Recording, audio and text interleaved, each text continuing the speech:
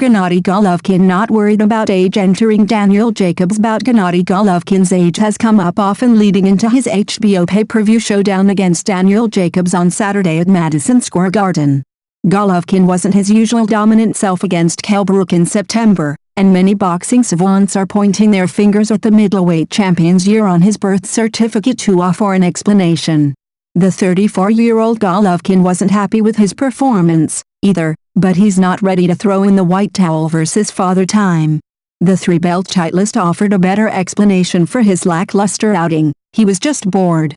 Golovkin-Brook was a massive fight in the United Kingdom, but it didn't get the boxer from Kazakhstan fired up.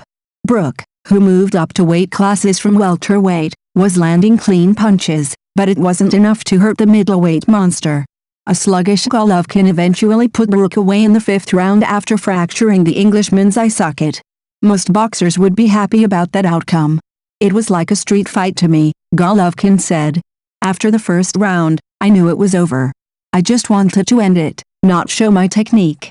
Golovkin, on a 23-fight knockout streak, spent most of 2016 chasing Saul Canelo Alvarez for a blockbuster bout, WBO middleweight champion Billy Joe Saunders for a unification match, and other top 160-pound contenders.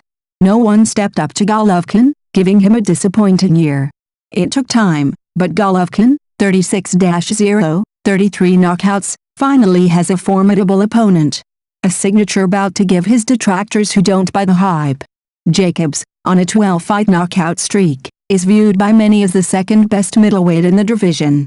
Jacobs, 32-1, 29 KOs, recorded an impressive 2015 first-round knockout versus 160-pound contender Peter Quillin, giving the New Yorker his second-best career victory. Jacobs, 30, defeated bone cancer in 2012 and isn't afraid to fight Golovkin, especially in his hometown.